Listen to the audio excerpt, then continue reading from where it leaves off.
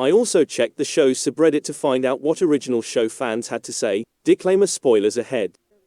Dresden Kingwack remarked, quote unquote, "Okay. So, watch all 8 episodes. Mostly good. Some great moments, some fantastic executions.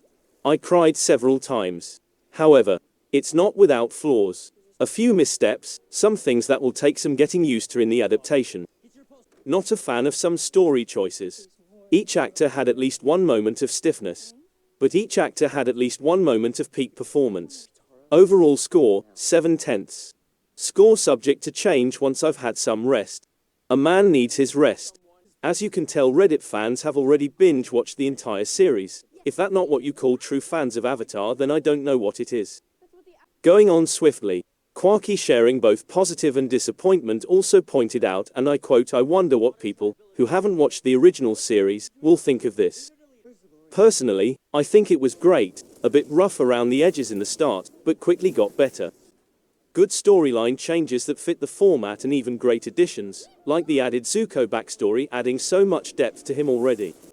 Azula being added already was an amazing decision too, in my opinion.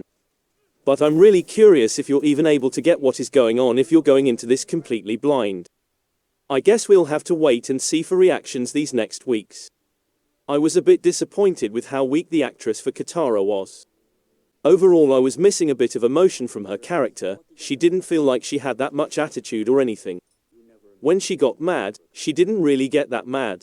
I also remember how she really didn't show any sort of emotion when calling for Aang when he went into the Avatar state at the Air Temple. But I'm hoping she'll grow into becoming more skilled with the role. The stars were definitely Zuko, Zhao and Ozai acting wise for me. Generally, the whole Fire Nation carried storyline wise for me, especially when Azula got added. I'm so excited for Zuko's redemption too. I actually enjoyed that you could already see the conflict inside him already now." End of quote. Tumor has really laid it openly, his likes and dislikes about the show and his high hopes for a season 2. Listen to this. "Overall, I really enjoyed it. It wasn't perfect or without its flaws, but I never expected it to be. I'd give it a 7/5. What I loved. The acting. Dallas's Zuko was the clear standout in my opinion. He just was Zuko, and I never doubted it for a second. The scene at the end where he just screams in pure rage at Zhao was so good. Close seconds are Sokka, Zhao, Ozai, and Suki. I was lukewarm on Paul Iroh at first, but he totally won me over by the end. It helps that he and Dallas have fantastic chemistry. Zhao was a perfect example of taking something good and turning it into something great. He was already fine in the original, but the actor stole every scene he was in and perfectly conveyed how unsettling and conniving Zhao was. I'm sad he won't be in a potential second season. The show delivered on all the emotional beats. I teared up often and laughed when I needed to. I felt the emotions of all the characters and was greatly invested during the dramatic moments. The scene where Sokka overhears his dad and Zhao tells Zuko his father sent him on an impossible mission, smiling face with tear. The semi-expanded roles for side characters like G. It made the world feel very lived in and real. Other people and their stories impact the plot. I loved the mini-arc of G being a traitor for Zhao before discovering his respect for Zuko. Unpopular opinion, but I genuinely liked the pacing. At times it did feel a bit fast, but I'm admittedly someone who prefers that over slow lol. I think it fits the world. The gang are in a rush to stop the war and get to the Northern Water Tribe, so it made sense to me. Ozai's expanded role, and Daniel Day Kim as a whole. One of, if not my favorite change. I also enjoyed Azula's earlier presence. It's one of the things that, as I mentioned earlier, makes the world feel more lived in and real.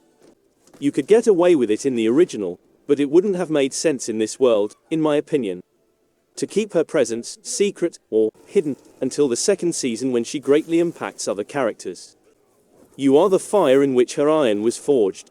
I had to pause to take in how great that line was lol. I'm scared to admit this one, but I really enjoyed the more mature approach to the series. I know the original is cherished for being able to tackle mature topics while still maintaining a family-friendly tone, but personally the first season was a bit childish and I preferred the vibe of the later seasons. Again, no hate, just my opinion. I'll openly admit I'm glad they made some of the changes they did, and I didn't really miss certain, funny, Scenes. I saw someone say they missed the scene of Aang dressing up for Omashu and Pippindopolis thing, but TBH, that's something I think wouldn't have translated well, and I'm glad they didn't keep. Things I disliked. The whole mini-plot of Aang pushing away Katara and Sokka towards the end. I do understand what the show was going for, and I guess it makes sense, but it just didn't land for me. Roku's characterization felt slightly off to me. To be fair, we didn't get to know him all that well in the original, but the scene where he initially meets Aang and messes with him felt out of character, lol.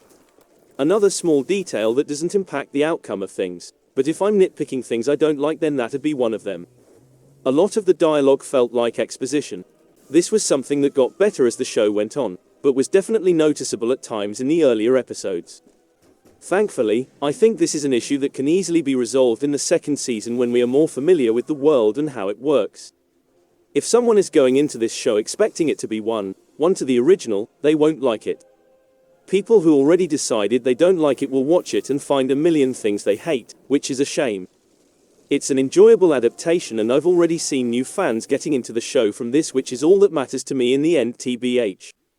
I'm hopeful for a second season, but there has been a ton of criticism online, and considering the high budget I'm worried. Tomura's resonating thoughts definitely made sense, and he broke it down point by point. I can say it was the best summary of Avatar: The Last Airbender out there yet. I could go on and on. I would suggest you go to Reddit and check out ATLATV, the official discussion subreddit for the show, and you can see how crazy people are. Read it for yourself, and you will definitely enjoy seeing a lot of people thought bouncing back and forth for sake the sake of the argument. Just to add a little, I can see, Nelson64 made a positive remark in caps why he loves the show. He noted, quote unquote, "I don't hate it. In fact, I quite enjoy it so far. I just started episode 8, but I'm confused as to why they added so much from book 2 and 3 when they could have used that time to develop the characters we already have for book 1. I'm also a little disappointed in how they changed the Northern Water Tribe storyline. I also think, doing away with the comet's return removes any sense of urgency from the story, which I think is important. Of course, they needed to expand the timeline, but I think they could have said Sozan's comet is imminent and stressed that a bit more when Aang saw Roku. Then in season 2, they could find out exactly when it's coming while they're at the library. At that point they can say the comet is only a year away or 2 years away, and Aang must finish mastering earth and fire bending by then. I feel like anyone watching who isn't an original fan is going to be a little confused as to what's going on sometimes. It's also hard to really get to know the characters. There's also a level of cosplay wine-ness going on that makes you too aware that this is a show happening on a set most of the time. The writing in terms of both dialogue and pacing is not great. They take scenes almost exactly from the animated show, which is a cute nod, but sometimes doesn't work in the live action. In addition to that, they do a lot of telling instead of showing, which everyone knows is a cardinal sin. Yes, a passing remark to establish characters is fine for telling, but for example, Yue just fully tells Sokka the entire story about the moon spirit giving her life. Also not happy they removed Zhao being in the library and instead being in Avatar Roku's shrine, and the changes they made to Tui and La. They were wholly unnecessary changes for the narrative and make them a little more clunky. It's a little rough around the edges, but I think if a season 2 happens, a lot of those issues could be solved. The best episode so far, IMO, is the one the original creators actually wrote on, the first episode. They tried to pack WAAAY too much into Omashu, and that's when things kind of start going downhill narratively and getting muddy. The additions to lore are great though. When it's not bad CGI or shitty wigs, the sets and costuming is beautiful. I think this just needed a little toning down all around, and the writing needed a little cleaning up. I'd say it's comparable to the first 2 Harry Potter films. Maybe a little worse than them. But if they can improve on all this stuff, I can see season 2 and 3 being as good as the later Harry Potter movies. I do hope they get a second and third season, because I do want to see how they can improve, especially after reading reviews and seeing audience feedback. The cheesiness can also work for the first season because it's just the beginning of our journey. So here's to hoping. To the disappointment of many people, the show is not like the original show, and this did not seat well with a lot of people. One of them, of course, Gadrian, said, quote, "Just watch the whole thing. I feel like it really lost a lot of the fun of the OG. I like the more dramatic and serious undertones, but I feel like it could have been contrasted better with funner moments included from the OG. Iroh I feel like said too much rather than his sly silly nudge nudge wink winks in the right direction of the first season. Aang's motivation felt messy, like he kept harping on the same thing because the grumpy avatars kept telling him to not have friends, which felt odd and out of character for Roku at least. I feel like without him just wanting to be a kid and mess around instead of facing his responsibility, he lost the heart of his character. I think Katara and Sokka needed the small village ideals to place them somewhere from the start that they could push past and evolve. Sokka maturing and leaving old ways behind, and Katara using her natural protective instinct to inform her power.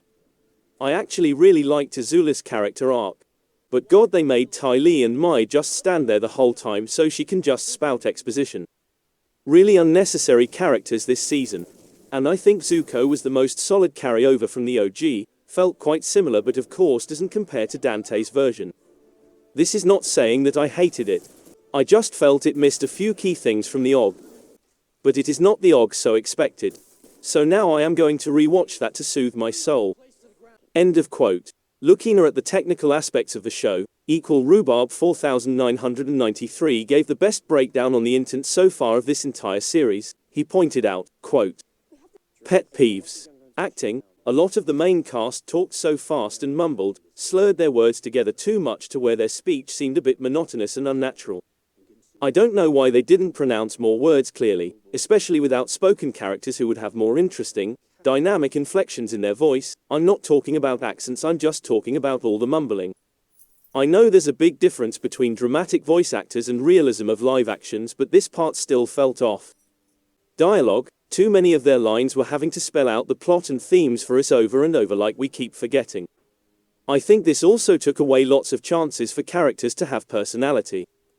In the cartoon, characters were multifaceted with interesting dynamics, but pretty bland in the live action to give more attention to the plot. Music, the soundtrack is beautiful, yes. But it felt like they were just constantly playing sad, slow dramatic soundtracks in scenes that should feel whimsical, adventurous, funny, thrilling. Not tonally engaging. A lot of tracks also didn't give an Asian-inspired atmosphere like the cartoon. Pacing. I think they did a good job of combining episodes to create a unique experience for old viewers. But even though they went straight into the main plot with less side quests, somehow the pacing still felt slow and a little dragged out. Why was it just Katara and Sokka in Cave of Two Lovers? Loudly crying, I was so mad about this. They let Sokka tell a little girl to name her doll Pippin Paddleopsicopolis, but don't let Aang do his iconic disguise as him, and trade that so Jet can bring them into Omashu.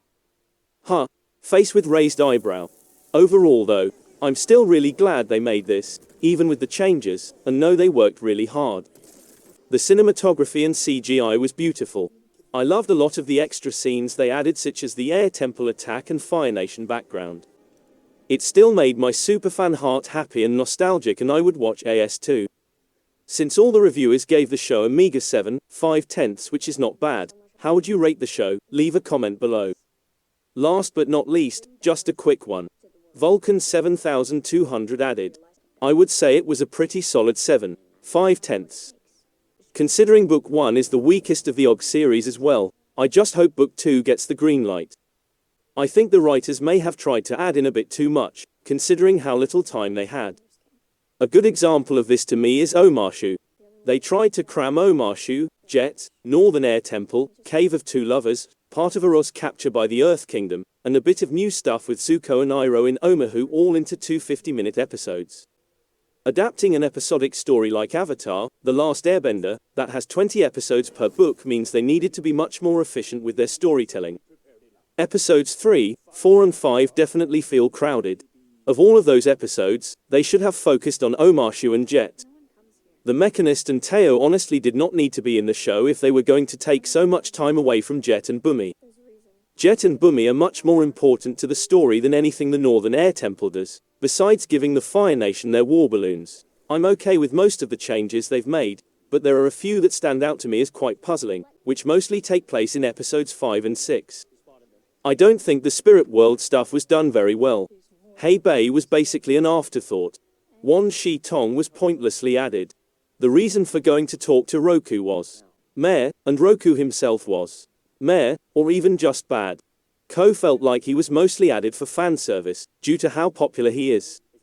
But instead of being this weird, Kind of lawful evil being like in the Og show, where he's evil but also abides by his own rules and actually helps Aang. He's instead turned into this generic predatory monster who feeds on fear, with the face stealing being an afterthought. There's also a few very small changes that really bugged me. Hakoda was kind of a dick about Sokka in the flashback, and Sokka mentions Hakoda not really understanding Sokka's inventive side. I'm not sure why that was necessary. I'm not sure adding Kyoshi and Kuruk was needed. It was cool to see them, but I prefer Roku being Aang's main guide. In the cartoon at least. I have no idea what they were going for with this Roku. All that being said, I think the show was good enough, and I really hope it gets a book 2. It can easily be course corrected, and books 2 and 3, if done even just as well as book 1, would be fantastic to see. Logging out. Be sure to leave a like and comment. Also, if you haven't subscribed, subscribe and please turn on the notification.